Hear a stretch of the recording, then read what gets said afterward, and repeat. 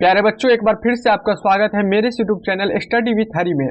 आज मैं आप लोगों को वर्ग 8वीं के अध्याय नंबर 3.1 के सभी क्वेश्चनों का सलूशन करने वाला हूं। आप लोगों से अनुरोध है कि अगर आप इस वीडियो को देखने वाले हैं तो इससे पहले आप लोग क्या करें, तो इससे पहले आप लोग इस चैप्टर के सभी थ्योरी वाला वीडियो को जरूर देखें।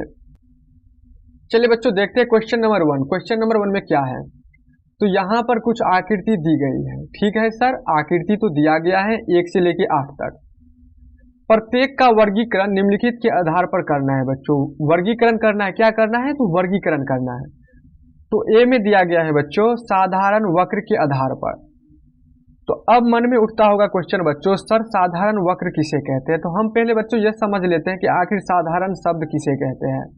तो सर साधारण शब्द का मतलब होता है आसान। क्या होता है, तो आसान, जिससे बनाने में आसानी मिलता हो उसे हम क्या कहते हैं, तो साधारण कहते हैं। तो सर किस आकृति को बनाने में हमें आसानी मिलता है, तो आकृति नंबर 1, आकृति नंबर 2, आकृति नंबर 5, आकृति नंबर 6 और आकृति नंबर 7 को बनाने में क्या मिलता है बच्चों, आसानी से हम आकृति नंबर 7 तक बना सकते हैं। और आकृति नंबर 4, आकृति नंबर 3 और आकृति नंबर 8 ये जो है सो आसानी से नहीं बनेगा। तो हम बोल सकते हैं कि साधारण वक्र में कितना है, तो 5 है। अब देखिए बी में क्या है, अब देखिए बी में क्या बोल रहा है। बी में बोल रहे हैं बच्चों साधारण बंद वक्र। बच्चों बंद किसे कहते हैं, तो ये देखिए ये हमारा चतुर्भुज हो गया। ये चतुर्भुज जो है सो चारों तरफ से अगर बंद है तो इसे हम बंद कहेंगे। अगर ये देखो ये थोड़ा भी खुला हुआ है तो इसे हम बंद नहीं कहेंगे, ये बंद नहीं है और ये बंद आकृति है। समझ गए। तो अब देखिए बोल रहे हैं बच्चों साधारण बंद वक्र। तो साधारण मतलब आसान बनाने में जो हो, और बंद वक्र तो हम ये देख लेंगे कि इस आकृति में खुला कौन सा है, तो कोई खुला नहीं है। तो इसका मतलब है कि जो साधारण वक्र था वही तो साधारण बंद वक्र है। ठीक है बच्चों, तो आशा करता हूं कि ए और बी आसानी से आप लोगों को समझ में आया होगा। अब चलिए बच्चों देखते हैं सी। सी में क्या है बच्चों, सी में है बहुभुज। बहुभुज जिसका बहुत ज्यादा भुजा होता है उसको क्या कहते हैं बच्चों, बहुभुज कहते हैं। तो आकृति नंबर 1, आकृति नंबर 2 और आकृति नंबर 4 जो है सो हमारा बहुभुज हुआ। क्या है बच्चों, आकृति नंबर 1, आकृति नंबर 4 और आकृति नंबर 2 हमारा क्या हो गया, तो बहुभुज हो गया।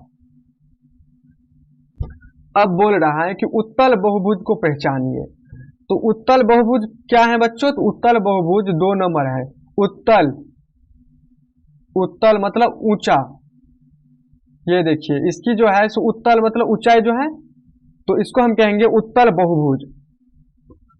तो अब देखिए बच्चों ई में है अवतल बहुभुज। अवतल, अवतल बहुभुज। तो उत्तल बहुभुज और अवतल बहुभुज। तो उत्तल बहुभुज में आकृति नंबर 2 हमारा हो गया बच्चों, और अवतल बहुभुज में आकृति नंबर 1 और आकृति नंबर 4 हो गया। तो चलिए बच्चों और आगे बढ़ते हैं। अब देखिए बच्चों क्वेश्चन नंबर 1 जो है सो समाप्त हो गया। क्वेश्चन नंबर 2 में है। क्वेश्चन नंबर 2 में क्या बोलता है, क्वेश्चन नंबर 2 में बोलता है कि एक सम बहुभुज क्या है। एक सम बहुभुज क्या है, और उसका क्वेश्चन नंबर 2 के फर्स्ट में दिया है 3 भुजाएं, 4 भुजाएं और 6 भुजाएं। अब देखिए बच्चों सम बहुभुज किसे कहते हैं बच्चों, सम बहुभुज एक ऐसा बहुभुज है जिसमें सभी भुजाएं तथा सभी कोण समान हो।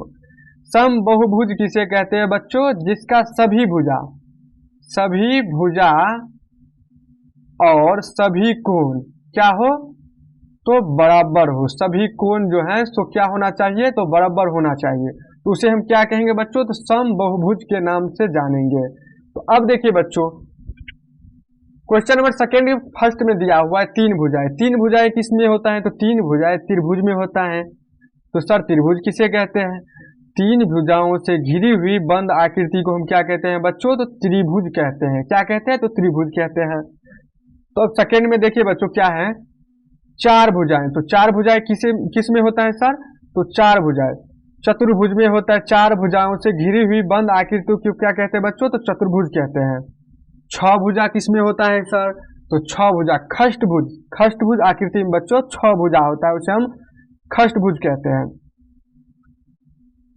बच्चों चैप्टर नंबर 3.1 में क्वेश्चन नंबर 1 और क्वेश्चन नंबर 2 सिर्फ इतना ही है।